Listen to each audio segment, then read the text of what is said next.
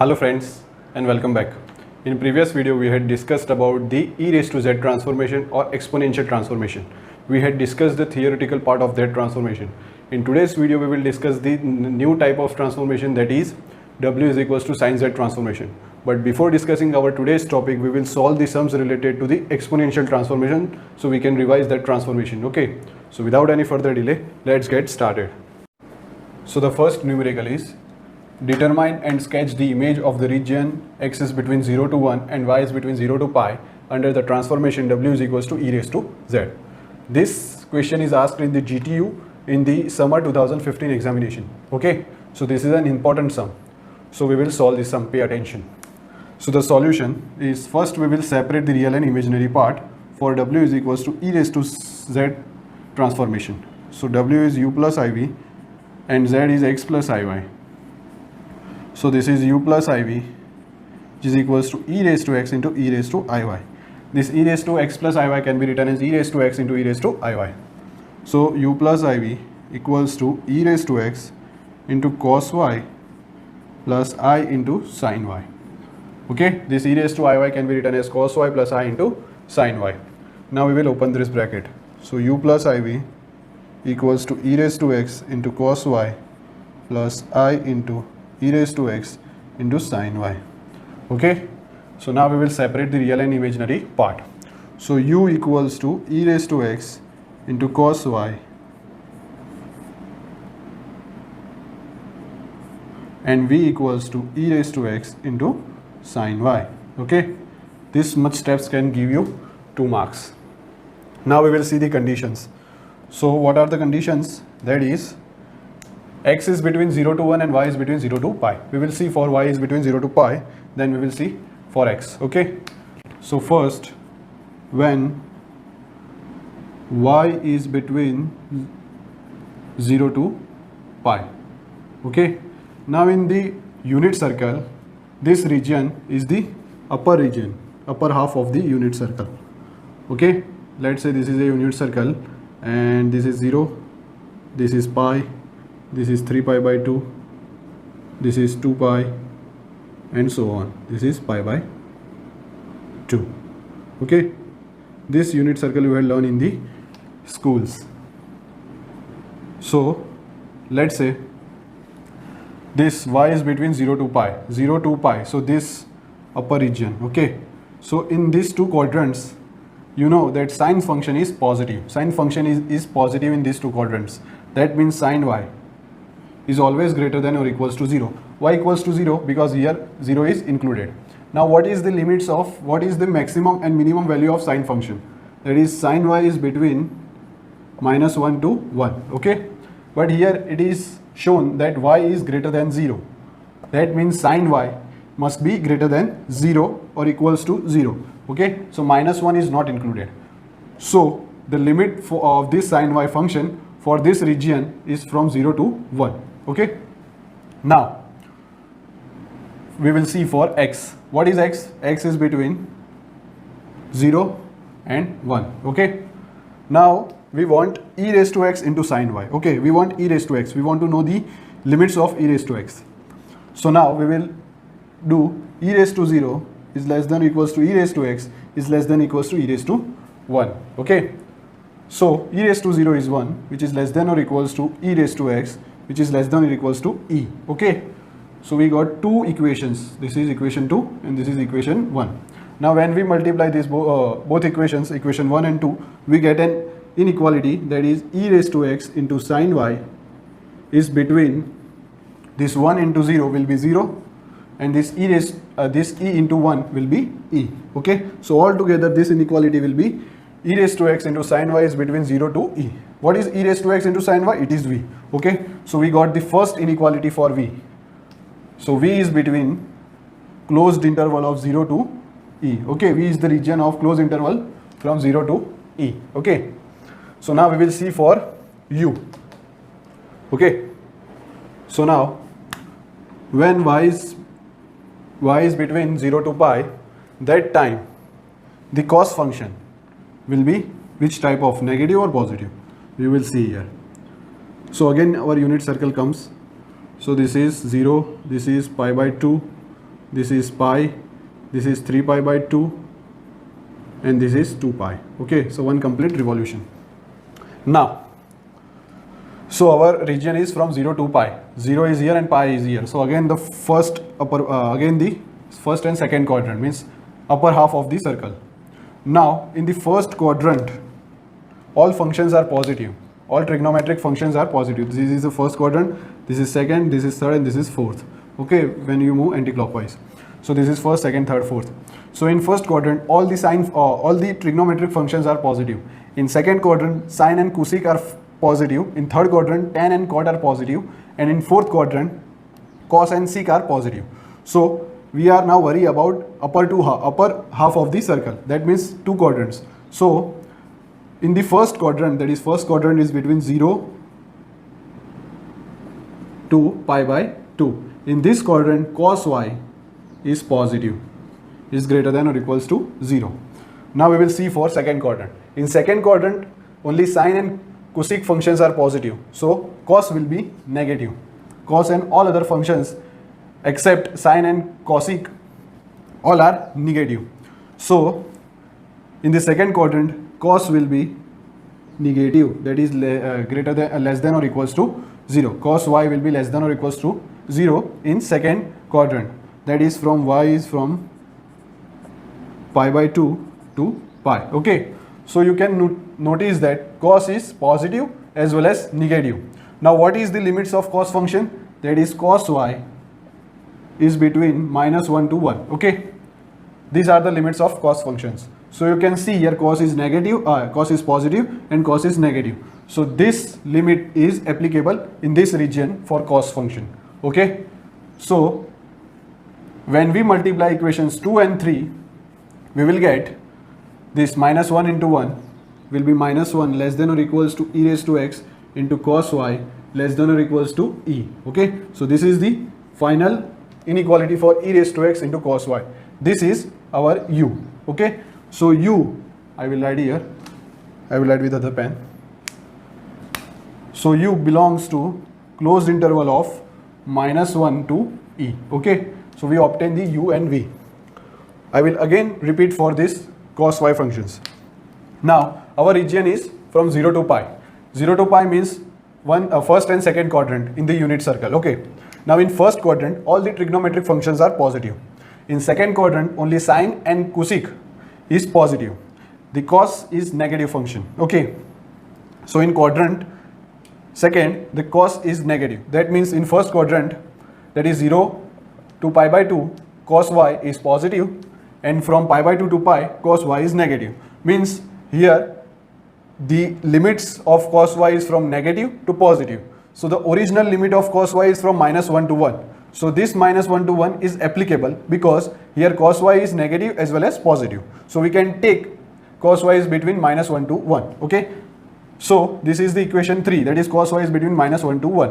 Okay, so now when we multiply equation 2 and equation 3, we will get this inequality, that is -1 into 1 will be -1, this e into 1 will be e, and e raised to x into cos y will be e raised to x into cos y.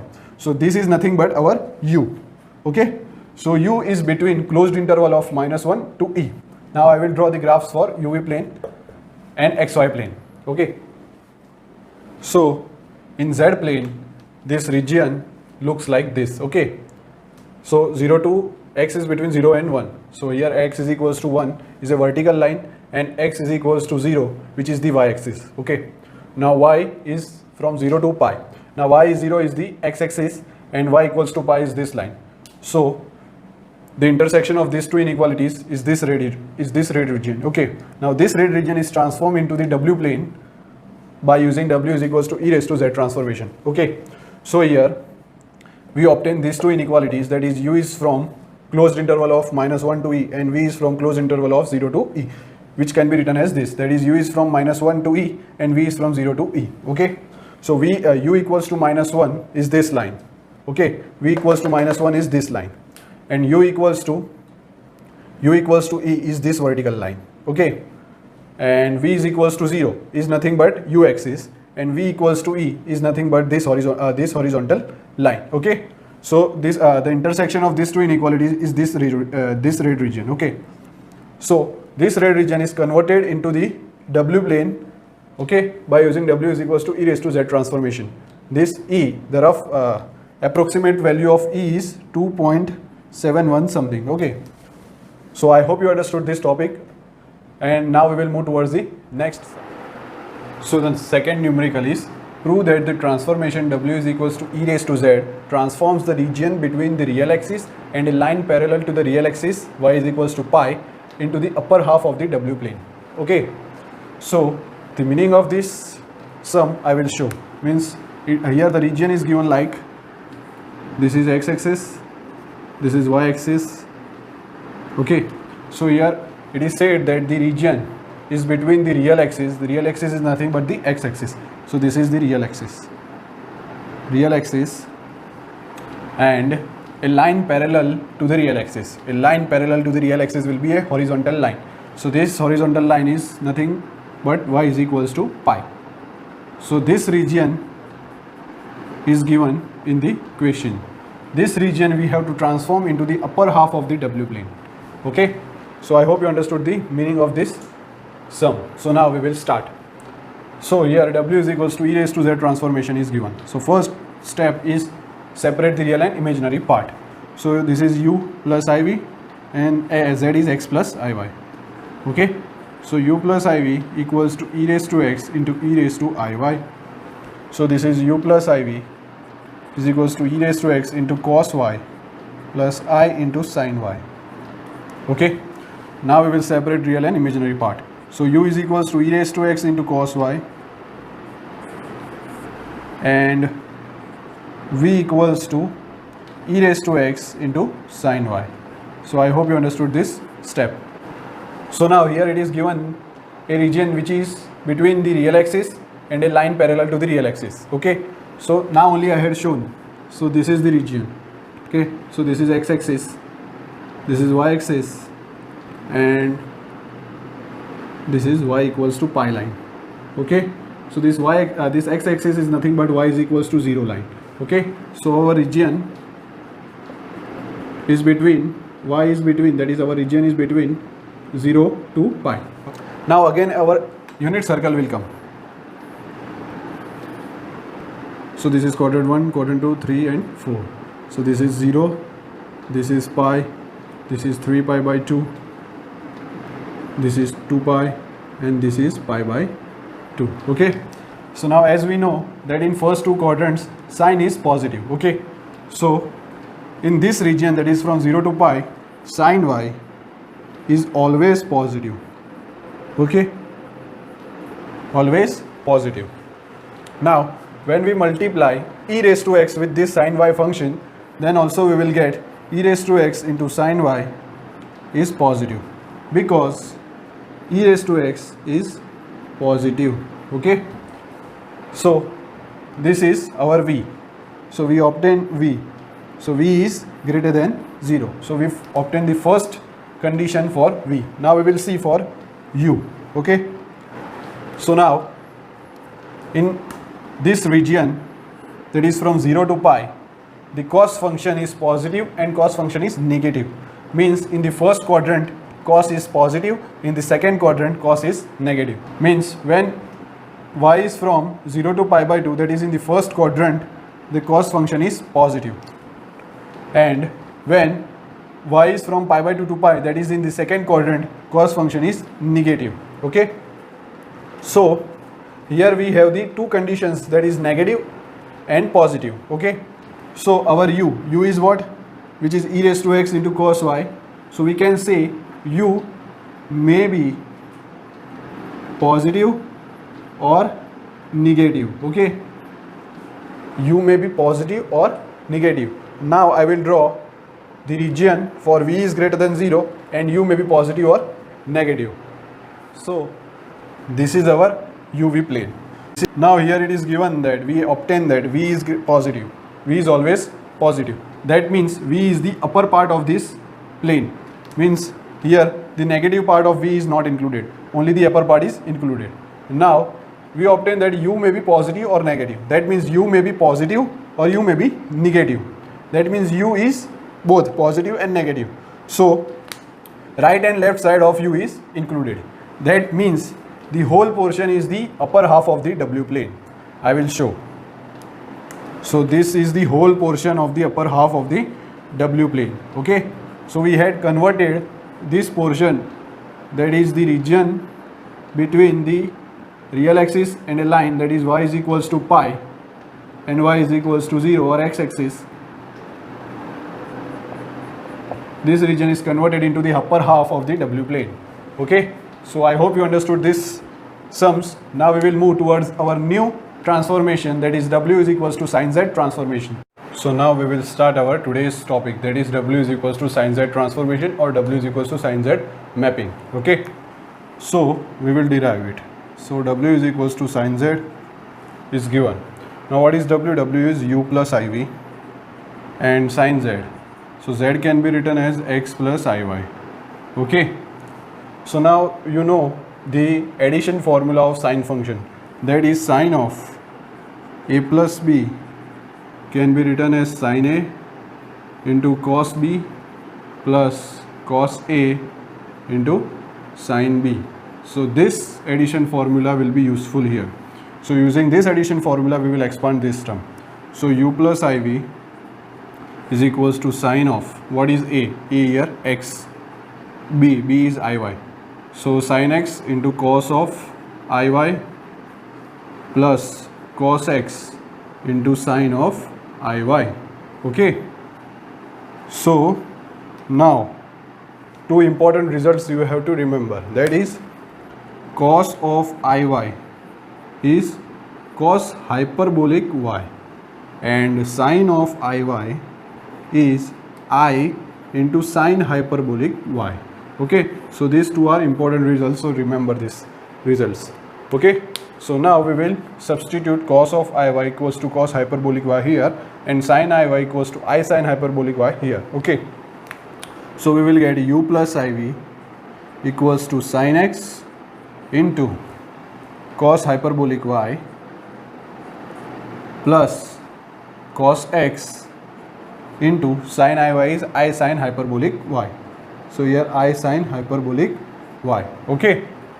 So we will get u plus iv equals to sine x into cos hyperbolic y plus I here I into cos x into sine hyperbolic y. Sine hyperbolic y into cos x. Okay. So now we will separate the real and imaginary parts. Okay. So this v is the imaginary part and this is the imaginary part, and this u is also an real part. U is the real part and sin x into cos of hyperbolic y is the real part. Okay. So we will write these two terms. So u equals to sin x into cos of hyperbolic y and v equals to sine hyperbolic y into cos x. Okay. So these are u and v which are real and imaginary part of W is equals to sin Z transformation. Okay. Now here there are two cases. Okay. So we will discuss one by one. So the first case is when x is constant. Let's say x is equals to a. A is any constant term. Okay. So whenever x is constant, that means a line which is parallel to imaginary axis is given. Okay. Which is a vertical line to the imaginary axis is given. Now that line will be transformed in what? We will see here. So u equals to sine a, okay, because x is equals to a, into cos of hyperbolic y. Now v equals to cos a, because x is a, into sine hyperbolic y. Now here you can see sine a and cos a are constant. So now we will bring in the denominator. Okay. So this u upon sine a equals to cos of hyperbolic y, and this v upon cos a equals to sine hyperbolic y. So let's say this equation number 1 and equation number 2. Now we will square this equation 1 and 2 and we will subtract it. Okay. So squaring,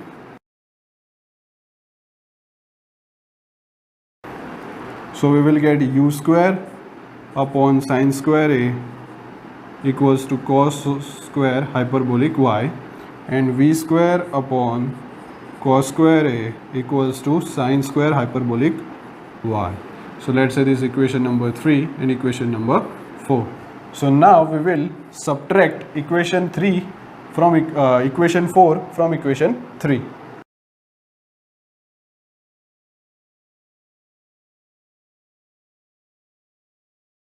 So subtracting 3 minus 4. So we will get u square upon sine square a minus v square upon cos square a equals to cos square hyperbolic y minus sine square hyperbolic y. Okay. So now we will expand this right hand of this equation. Okay. So now remember, I will give two results. That results are very important. So cos of hyperbolic y can be given as e raised to y plus e raised to minus y divided by 2, and sine of hyperbolic y can be given as e raised to y minus e raised to minus y divided by 2. Now if you will put these two terms in this equation, then we will get as e raised to y plus e raised to minus y divided by 2 the whole square minus e raised to y minus e raised to minus y divided by 2 the whole square. Now when you expand these two terms, you will get 1. Okay. So this equation will looks like u square upon sine square a minus v square upon cos square a equals to 1. Okay. So this equation is similar to the equation of hyperbola. So what is the equation of hyperbola? That is x square by a square minus y square by b square, which is equals to 1. So this is the standard equation of hyperbola. Standard equation of hyperbola. Okay. So now we can conclude our derivation that whenever a line which is parallel to the imaginary axis is given, then that line can be transformed into the branch of hyperbola using w is equals to sin z transformation. Okay. Now if you will expand these two equations, okay, we will expand it. So now we will expand this, so you will get a clear idea that how we will get 1. So now we will derive this term. So pay attention. E raised to y plus e raised to minus y divided by 2 the whole square. So this is equals to a plus b the whole square. So a plus b the whole square is equals to a square plus b square plus 2ab. So this is e raised to y the whole square plus e raised to minus y the whole square plus 2 into e raised to y into e raised to minus y divided by 4. Okay. So this will be e raised to 2y plus e raised to minus 2y plus 2 into, this is e raised to y and this is 1 upon e raised to y, because e raised to minus y can be written as 1 upon e raised to y.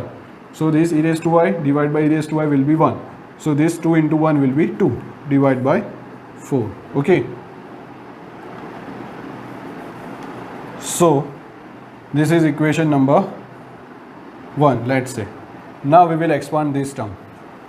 Okay. So e raised to y minus e raised to minus y divided by 2 the whole square. So which is same. This term is equals to a minus b the whole square. So a minus b the whole square is a square plus b square minus 2ab. So this is e raised to 2y plus e raised to minus 2y minus 2 into e raised to y into e raised to minus y, which will be again 1. So we will get e raised to 2y plus e raised to minus 2y minus 2 divided by 4. So this is equation number 2. Now when we will put these two values in this equation, we will get, which is equals to what is e raised to y plus e raised to minus y divided by 2 the whole square, which is equals to e raised to 2y plus e raised to minus 2y plus 2 divided by 4, and minus What is the value of this equation? This is e raised to 2y plus e raised to minus 2y minus 2 divided by 4. So this is e raised to 2y plus e raised to minus 2y minus 2 divided by 4. Okay. So now the LCM of both the terms are same. So we can write it together. Okay. As a common LCM. So this is 4. Now when we open this bracket, we will get e raised to 2y minus e raised to minus 2y plus 2. Okay. So this e raised to 2y and this e raised to 2y gets cancelled. This minus e raised to 2y then plus e raised to minus 2y gets cancelled, and this plus 2 and plus 2 gets 4. So it will be 4 upon 4, which is equals to 1. So this way we will get 1. Okay. So I hope you understood this derivation.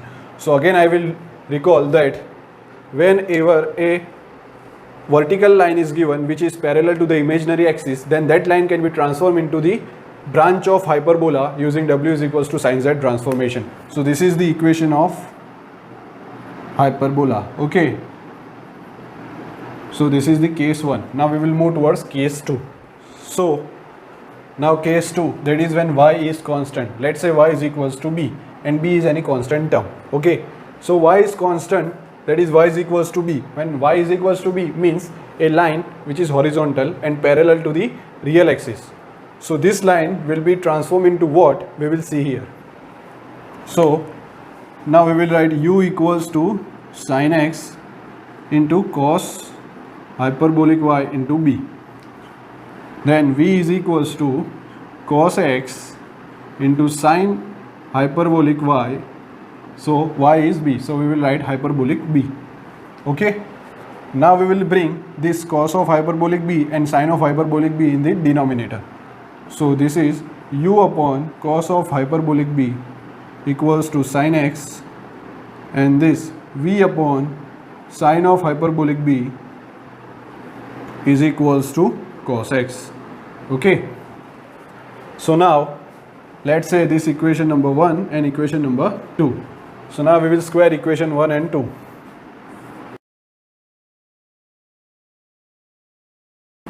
So we will get u square upon cos square hyperbolic b equals to sin square x, and v square upon sin square hyperbolic b equals to cos square x. Okay. So let's say this equation has 3 and equation has 4. Okay. So now you can see the RHS of these two equations are cos square and sin square x. So we know the famous equation using two terms, these two terms, that is cos square x plus sin square x equals to 1. Okay. So we get an hint that we have to add equation 3 and equation 4. Okay.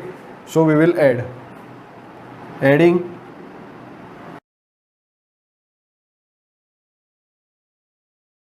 so we will get u square upon cos square hyperbolic b plus v square upon sin square hyperbolic b is equals to sin square x plus cos square x. So this is sin square x plus cos square x equals to 1. So this equation can be written as u square upon cos square hyperbolic b plus v square upon sin square hyperbolic b equals to 1. So this is the equation of ellipse. Equation of ellipse. Because we know the standard equation of ellipse can be written as x square by a square plus y square by b square equals to 1. So this is the standard equation of ellipse.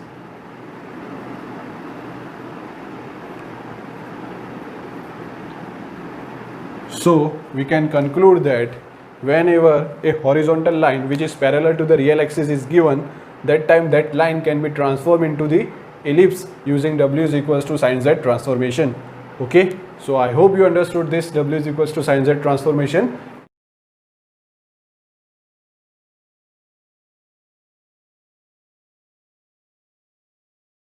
In next video, we will discuss the other special type of transformation and we'll solve the sums related to this transformation. So that's all. Subscribe to my channel. If you had any doubts, please ask me in the comment section. Please share this video and help me to reach more and more students. Okay. So till then, have a good day and bye.